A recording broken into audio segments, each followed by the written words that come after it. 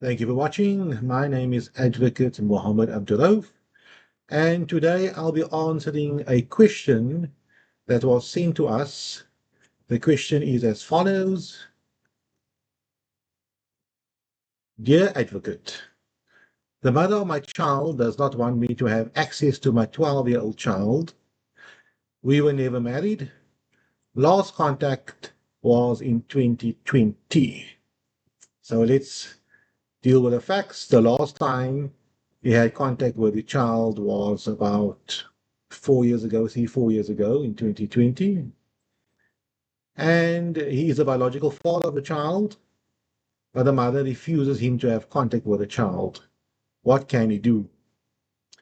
Now, when dealing with a very sensitive scenario like this, because we are dealing with a minor child, a 12-year-old minor child, who last saw the father or last had contact with the father when he or she was 8 or 9 years old, quite young.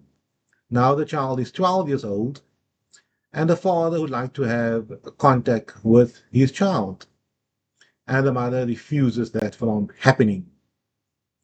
Sensitive because we're dealing here with a young teenager, and whatever steps the father takes, he must be sensitive to how it would affect the minor child. I do not have much background information, the reasons why the father never had contact for the last 4 years, how much contact he had with the minor child before that. Maybe he only saw the minor child a handful of times before she turned 8 years old, etc. But in dealing with a scenario like this, we maybe have to start off with outlining the law. Firstly, in South Africa, it does not mean that you're the biological parent, or sorry, the biological father of the minor child, that you automatically have parental rights and responsibilities to have contact with the child, have access and spend time with the child. Not by default. A married father, yes, of course, but not necessarily a father that was not married to the mother. There is a distinction. But if the father formed part of the child's life, paid maintenance, maintained the child, went out with the child, communicated with the child, and was there for all intents and purposes, like any normal father would be in a situation where the parties are no longer together or separated, then that specific father would have acquired parental rights and responsibilities over the minor child. But then we have a scenario where a father and a mother comes together, a child comes out of the equation, and the father goes missing. 10 years down the line, he comes out and says, I would like to have contact with my child. That scenario would not work because that father does not have any parental responsibilities and rights over the child. He can acquire it by forming part of the child's life, paying maintenance, going out with the child, communicating with the child, and so on. Then he can acquire those specific rights. But in our scenario, the email I received, I cannot assume that this specific father has acquired parental rights responsibilities or not. But let's give it the benefit of the doubt, and let's assume this father has parental rights responsibilities over the minor child. For the minor child's first 8 years of his or her life, the father was involved in the child's life. Something happened 4 years ago, and he was refused contact with the minor child. Now, just forcing contact between a father and a 12-year-old child, if contact was not exercised for the last 4 years, can be challenging and problematic, and it might not be in the minor child's best interests. More than likely, it won't be. There might be a scenario where it will be in the minor child's best interest, but generally, I would assume not. We have to traverse through this specific scenario in a very sensitive manner. If I was a father, the one step he could have done, he can approach the mother by an attorney to write the mother a letter, but that can cost money and can be very expensive. And the mother might decide just to ignore the email or the letter from the attorney. The other option which a father has and which is available to anyone out there is to approach the court. Now, there are two courts the father can approach for assistance. One would be the High Court. That could be very expensive as well because you require an attorney or an advocate and so on to launch an application to court, or the children's court, which I would advise would be a better court if fees are a challenge, or generally it can be a very useful court depending upon the circumstances. The children's court can order contact to take place, can order the mother to allow the father to have contact with a minor child.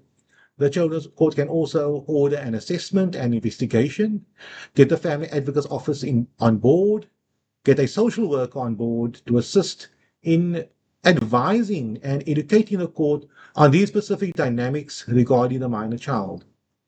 The children's court might even call in the minor child and speak to the minor child. When I say the court, the magistrate might decide, I want to speak to this 12-year-old minor child who is almost a teenager, and I want to hear from the specific child why, not why, the mother must say why, but does the minor child want to have contact with the father? Let's hear what's happening over here. Or the children's court might ask a social worker to get involved, to speak to the minor child, to speak to the father, to speak to the mother, try to resolve this issue. What is the ultimate underlying problem as to why the mother does not want the father to have contact with the minor child? How did it come about? But that is looking backwards. But now we need to look forward. Once we have obtained historically why the father does not have contact, it does not mean he should not have contact going forward. It may very well be under a specific scenario for the minor child not to have contact with the father. There can be a scenario where that applies. But it can very well also be the situation where it would be in the minor child's best interest to have contact with the father, despite the history. And I always advocate the scenario that a child and a parent needs to have a relationship. It's very important that that takes place. A child with a father, despite the history. Of course, it must be in a child's best interest, but it's better to argue for a child to have a relationship with a parent than for a child not to have a relationship with a parent. Now the the father approach the court, could be the High Court. The High Court can do the same. The High Court can also appoint the Office of the Family Advocate, a social worker, or a private social worker, if the parties can afford it, to get involved in the specific case, to consult with the minor child, to consult with the father or the mother, and whoever else there are. It could be the teachers, a doctor, a psychologist, a therapist for the minor child, even going as far as speaking to the minor child's friends, family members, etc., to investigate would it be in the minor child's best interest to have contact with the father, and for the minor child to be able to benefit therefrom. Now the court has done the investigation, they've consulted with the father, with the mother, the minor child, and so on, because a 12-year-old child is quite mature. And my view is, when we're dealing with a child of 12 years old, the Constitution, the Children's Act, the law says the child's best interest is of paramount importance. And the Children's Act specifically says that you need to hear the voice of the child, of the minor child.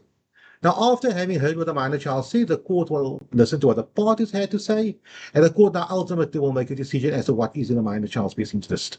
So the specific person that wrote me that email, my advice to you is, please, as soon as possible, approach an attorney, or go to the children's court and ask for assistance, and the children's court will assist you with the matter. It might take some time. Please be patient. You waited so long. But at the end of the day, the court will make a decision as to what is best for the minor child. Thank you.